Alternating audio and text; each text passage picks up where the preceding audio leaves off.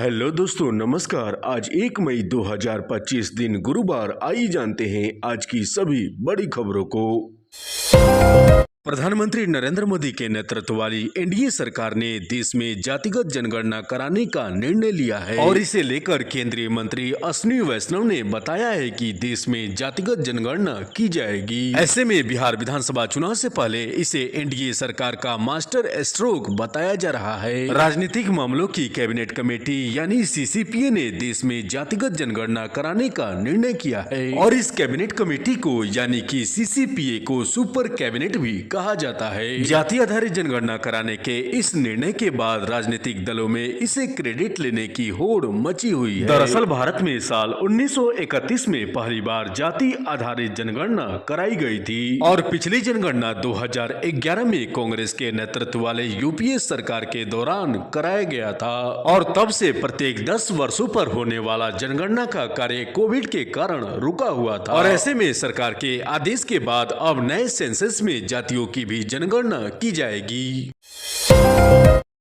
पहलगाम में हुए आतंकी हमले के बाद पाकिस्तान ने अपना एयर स्पेस बंद कर दिया है। भारतीय जहाजों को लेकर एयर स्पेस बंद होने से पाकिस्तान को आर्थिक नुकसान उठाना पड़ रहा है और पाकिस्तान के इस एक्शन के बाद केंद्र सरकार ने भी पाकिस्तान को बड़ा झटका दिया है और ऐसे में केंद्र सरकार ने पाकिस्तानी जहाजों को लेकर अपना एयर स्पेस भी बंद कर दिया है और ऐसे में भारत सरकार ने पाकिस्तानी विमानों को लेकर अपना एयर स्पेस बंद करने का निर्णय लिया है और पाकिस्तानी विमानों को लेकर 30 अप्रैल से 23 मई तक यह प्रतिबंध जारी रहेगा। सरकार के इस तगड़े फैसले का असर पाकिस्तान की सैन्य और कमर्शियल विमानों पर पड़ेगा। भारत और पाकिस्तान तनाव के बीच सरकार ने पाकिस्तान को लेकर नोटिस टू एयरमैन जारी किया है और इसके बाद अब पाकिस्तानी विमानों की भारतीय हवाई क्षेत्र में प्रवेश करने की इजाजत नहीं होगी। पाकिस्तान के द्वारा अपना हवाई क्षेत्र बंद करने के बाद यह तय माना जा रहा था कि केंद्र सरकार जल्द ही पाकिस्तानी विमानों को लेकर अपना हवाई क्षेत्र बंद करेगी।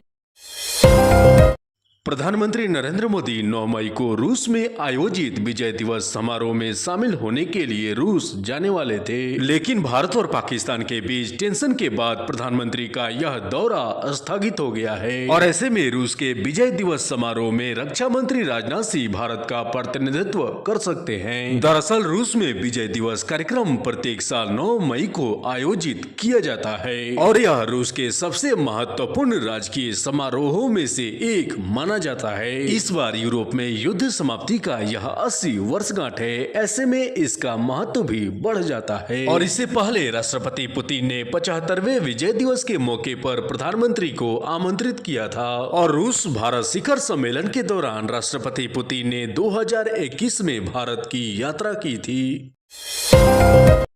जापान में होने वाले एशियन गेम्स 2026 में क्रिकेट की वापसी हो रही है और ऐसे में अब यह चौथा मौका है जब एशियन गेम्स में क्रिकेट को शामिल किया गया है और इस बार एशियन गेम्स जापान में 19 सितंबर से 4 अक्टूबर तक आयोजित किया जाएगा।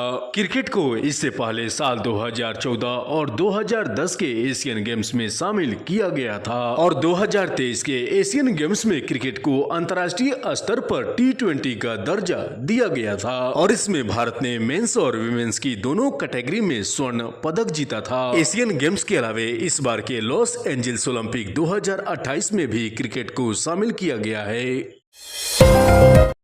कांग्रेस सांसद राहुल गांधी ने जातिगत जनगणना कराने को लेकर इसका समर्थन किया है। कांग्रेस सांसद राहुल गांधी ने जातिगत जनगणना कराए जाने को लेकर इसका टाइमलाइन बताने की मांग की है। जातिगत जनगणना के समर्थन के बाद राहुल गांधी ने कहा है कि आरक्षण को लेकर 50% की सीमा को तोड़ देंगे, जो कि एक कृत्रिम दीवार है। राहुल गांधी ने इस जनगणना को लेकर अपना प्रस्ताव सरकार को देने की बात कही है। राहुल गांधी ने कहा है कि इस जनगणना के माध्यम से विकास का एक नया प्रतिमान लाना चाहते हैं और इसके अलावे राहुल गांधी ने पहलगाम में हुए आतंकी हमले में मारे गए लोगों को शहीद का दर्जा दिए जाने की भी मांग की है।